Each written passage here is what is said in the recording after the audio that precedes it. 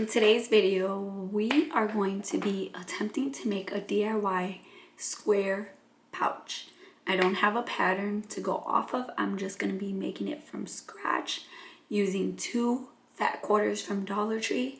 So if you want to see how it goes, just keep watching. For this project, you're just going to need 2 fat quarters. These are from Dollar Tree. Fat quarters are usually 18 by 21. You're gonna need a zipper, and it all depends what size you're gonna make. So I'm gonna just try to make whatever the biggest size these can make. These are 18. So I'm gonna get a zipper that's 20 inches so that it could be a little bit bigger, kind of hang off on each side. But whatever size you want to make these, make sure that your zipper is a little bit bigger. It's gonna make things so much easier. So your fat quarters, a zipper, and some fusible fleece. Fusible fleece is rough on one side and has adhesive that will stick to your fabric, and it's soft on the other side. You could use batting or you can use some foam if you would like to use foam as well. Whichever one you prefer. Foam will probably give it more stability. The fusible fleece, it'll still be a bit, not that it's not going to be sturdy, but it's not going to be as firm standing as foam. You're also going to need some fabric scissors or a rotary cutter. If you use a rotary cutter, you're going to need a cutting mat.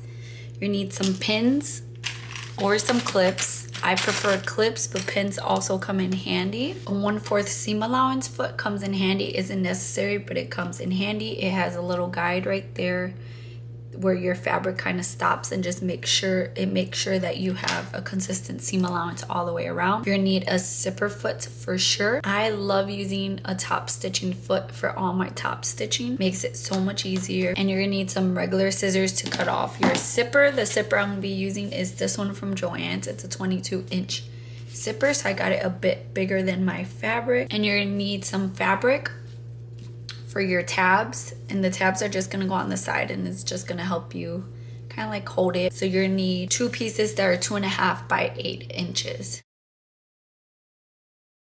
So I decided that I'm gonna use foam, and we only need 1 piece. I'm just gonna take one of my fat quarters and I'm gonna lay it out, and then I'm just gonna cut out a piece of my foam that's the same size. I will eventually just trim it down a little bit smaller to allow for seam allowance and all of that. So now I'm just going to trim down my foam by, I think I'm going to do 1/2 inch on all the sides. Now that we cut that down, you want to decide which fabric's going to be your outer and which fabric's going to be your lining piece. So whichever one your outer piece is, that's the one that you're going to be kind of quilting this foam to. If you have fusible foam, then you probably won't have to do this, but I'm just making sure that it stays attached to it. So I'm gonna make this my outer. So mine actually is fusible. I totally forgot it was fusible, so I'm gonna start fusing this. I decided to make some pull tabs, so I just have this white fabric, and so we're just gonna fold it in half. Now we have a crease in the middle. We're gonna bring one side to that middle crease and all the way across. And then we're gonna go to the other side and we're gonna do exactly the same. And then now that you have it like that, you can just fold it again in half. You can make this much bigger if you would like. So we can put those to the side for now. We're gonna take our outer piece, and then we're gonna take our zipper and put it face down. So your zipper pull right here should be face down. And that's gonna be lining up at the top. And then you're gonna take your lining piece and you're gonna be lining that up as well. So you wanna make sure that everything lines up perfectly. And if you wanted to, you could take some pins and kind of just pin down in the bottom portion.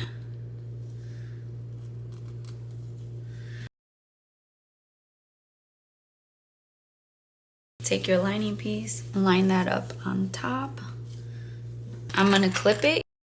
Okay, so now we're just gonna measure 1/2 inch from each of the sides, and we're gonna mark that. So now we have 1/2 inch on this side marked and 1/2 inch on this side marked. So now we're gonna take this to our sewing machine and we're gonna sew from this mark right here to the second mark that we wrote along our zipper tape.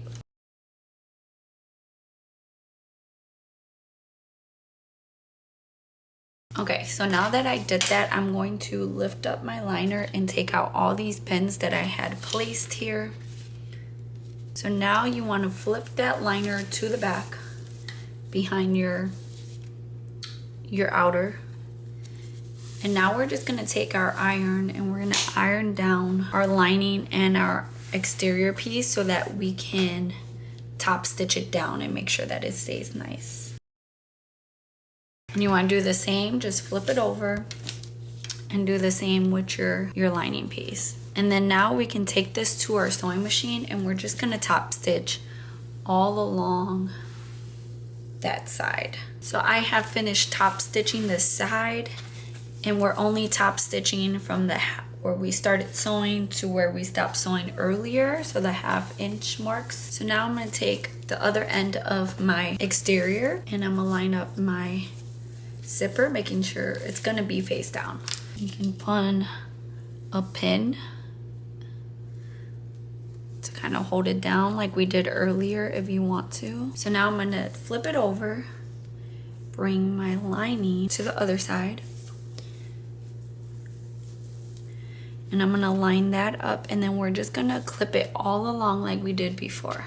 Scratch what I said about keeping your lining piece completely whole.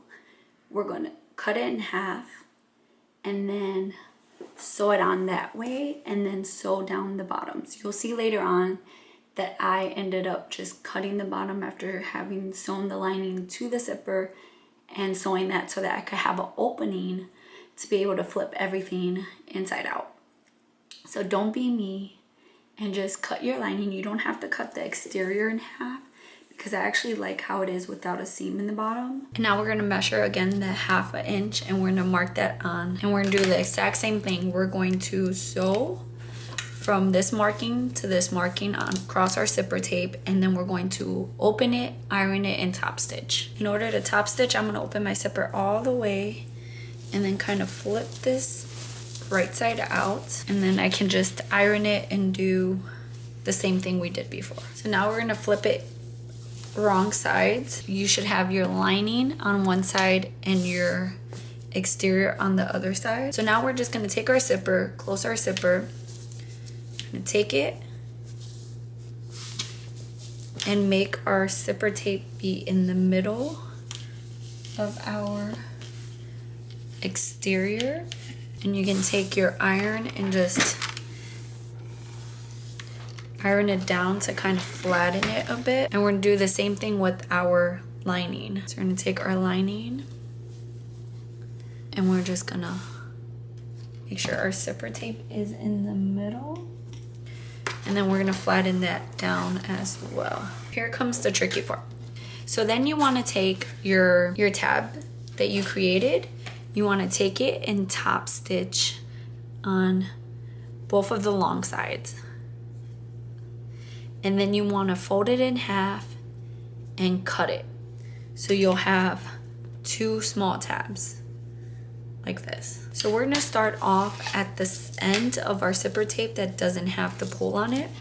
So over here, and we're gonna take our lining piece and we're just gonna bring it back, and you can take some pins if you would like. It's kind of just pin it out of the way. So now this is where we're gonna insert our tabs. So you're gonna take your tab, fold it in half. You're gonna place it however big you want it, but you wanna make sure that this raw part is sticking out this way and the bended part is gonna be inward. And you're just gonna line that up, making sure it's a little bit past that 1/2 inch mark that you had done earlier, like where you began to sew. So that way, and you can decide how big you want it. It is completely up to you, like how big you want the tabs. You could also make a really big one, like leave it really big and do 2. so that maybe you can fit your hand, maybe make it a little bit bigger, you can fit your hand in there. It's completely up to you. So I'm just going to take some pins and I'm going to pin it down towards the bottom of it. That's just gonna hold it in place so that I don't have to be too worried about it. And then we're gonna sew at a 3/8 seam allowance all the way across. Make sure to kind of pull back this a little bit so that it is out of the way when you are sewing it.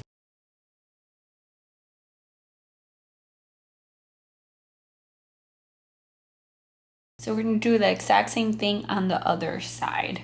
You're gonna pin back your lining. We're just gonna sew all the way across. But you wanna make sure that on the other side that you open your zipper, because you don't wanna sew it with it being on the outside, because then it's not gonna work anymore. So again, you're making sure your zipper is open, that your teeth are not separated.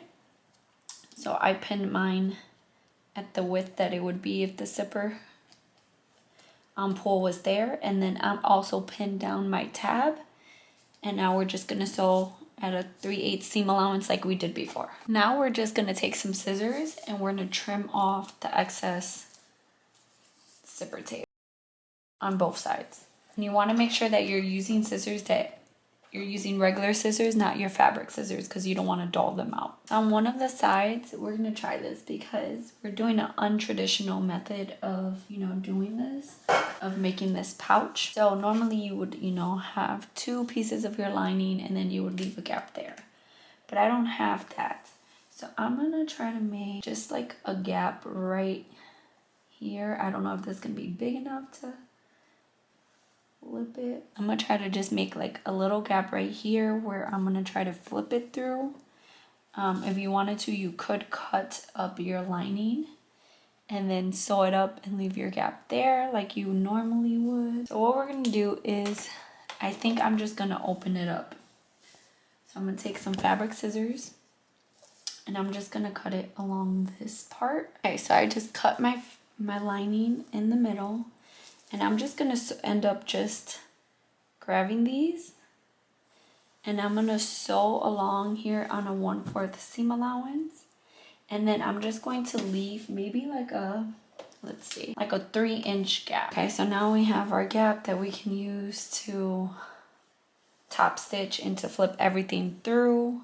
So I'm just going to open it back up to how we had it. We're going to do the same thing for our lining. We're going to sew all the way across, but we're going to do it at a 1/4 seam allowance instead of a 3/8. Okay, so now that we have sewn our inner and our outer, we're going to take a small ruler and we're going to start working on cornering our corners. We're going to take our rulers, and this part depends on you, however high you want it. I'm going to do 2 1/4. And we're measuring from the seam, not from the bottom. And then we're just gonna trace that with our marking tool. If you're doing a smaller size, then you can decrease this. It just depends.